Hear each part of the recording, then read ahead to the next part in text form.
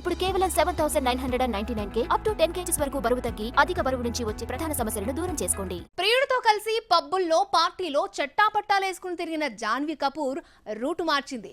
ఈసారి లవర్ తో గుడికెళ్లి భజన చేసింది. కోరుకున్న ప్రియుడితో పెళ్లవ్వాలని కోరుకుందా? పెళ్ళెప్పుడంటూ నెటిజన్లు ప్రశ్నల వర్షం కురిపిస్తున్నారు. ఇంతకీ ఈ లవర్స్ ఏ గుడికి వెళ్లారో చూసిద్దామా?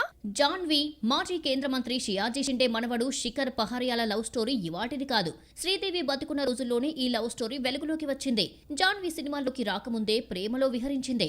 ఈ విషయం శ్రీదేవికి తెలిసి ముందు కెరియర్, ఆ తర్వాతే పెళ్లి అంటూ నచ్చజెప్పడం, ఈలోగా ఆమె చనిపోవడంతో లవ్ అఫైర్ బ్రేకప్ అయిందనుకున్నారు. గ్యాప్ తర్వాత మళ్లీ చెయ్యి కలిపి తిరగడం స్టార్ట్ చేశారు. బోనీ కపూర్ ఆశీస్సులు పుష్కలంగా ఉండడంతో గతంలో ప్రియుడు ఫ్యామిలీతో కలిసి తిరుమలకు వచ్చింది జాన్వీ. ఈ లవర్స్ గుళ్ళు గోపురాల చుట్టూ తిరుగుతున్నారు. లేటెస్ట్ గా మధ్యప్రదేశ్ ఉజ్జయిన్లోని మహాకాళేశ్వర్ టెంపుల్ కు వెళ్లి భజన చేశారు. ఇలా వరుస పెట్టి గుళ్లకు కూడా తిరగడంతో పెద్దల ఆశీస్సులతో పెళ్లి చేసుకుంటారేమో అంటూ కమెంట్స్ వినిపిస్తున్నాయి. జాన్వీ ఎక్కడికి వెళ్లినా ప్రియుడు శిఖర్ ఉండాల్సిందే.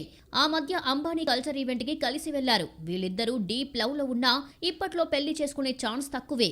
దేవరలో ఎన్టీఆర్ తో జతకడుతూ క్రేజీ ఇమేజ్ సంపాదించుకుంది.